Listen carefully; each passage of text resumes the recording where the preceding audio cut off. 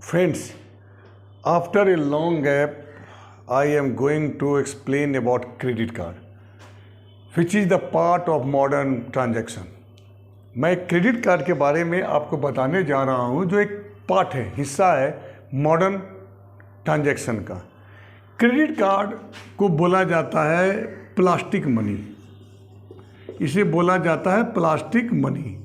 Money का तात्पर्य होता है कि किस मनी का अर्थ होता है ट्रांजैक्शन करना, लेन देन करना।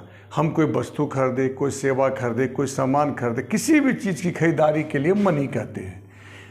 मनी हमारे आदिम जात समय से ही चला आ रहा है। पहले हम लोग बार्टर सिस्टम थे, वस्तुओं का आदान प्रदान करते थे। समस्याएं आई तो फिर हम लोगों ने पैसे को जनरेट किया, जिसकी वैल्यू के अनुसार सामान हम लोग खरीदते हैं या बेचते हैं। आज जब हम लोग इंफॉर्मेशन टेक्नोलॉजी के एक नए युग में प्रवेश कर चुके हैं तो एक नई सिस्टम डेवलप कर गई है, वो है क्रेडिट कार्ड। इसे हम लोग प्लास्टिक मनी बोलते हैं। मनी का मतलब एक्सचेंज है।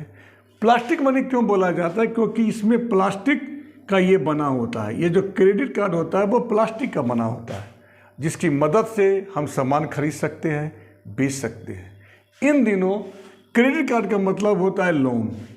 क्रेडिट मतलब होता है लोन। आप कितना लोन, आपको एक क्रेडिट कार्ड पे आपकी लिमिट होती है। किसी की लिमिट 1 लाख होती है तो किसी की 2 लाख, किसी की 3 लाख, किसी की 4 लाख, किसी की 5 लाख। ठीक है, क्रेडिट होती है। तो जिसकी जितनी क्रेडिट होती है उसी के अनुरूप वह परचेजिंग कर सकता है। बैंक में अकाउंट में पैसा हो या ना हो, इसे किसी प्रकार का फर्क नहीं पड़ता। लेकिन क्रेडिट कार्ड में हर क्रेडिट कार्ड होल्डर को 2-3 बातों का ख्याल रखना जरूरी है। पहला, बिल जनरेट टाइम। अगर किसी भी व्यक्ति के क्रेडिट कार्ड का या कार्ड होल्डर का बिल जनरेट टाइम 15 तारीख है प्रत्येक महीने का, और अगर वो 14 तारीख को परचेजिंग करता है तो इसका मतलब हुआ अगले दिन उसकी बिल आ जाएगी। वो इस भ्रम में ना रहे कि वो 45 दिन 50 दिन जो उन्हें बताया जाता वो मिलेगा। और एक होता है पेमेंट डेट। इसका अर्थ होता है कि इस पेमेंट डेट में आपका पेमेंट हो जाना चाहिए।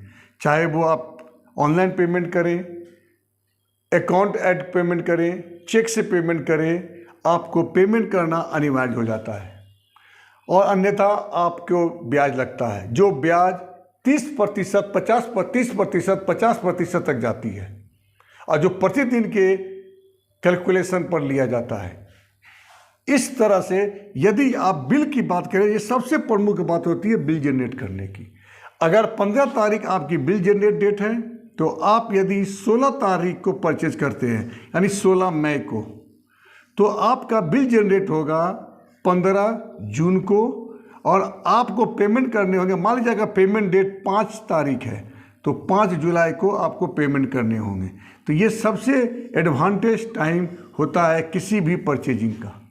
यदि जिस कार्ड होल्डर के पास बिल जनरेट का डेट पता नहीं होता है, उसे हमेशा फाइन, उसे कम से कम समय में देना होता है।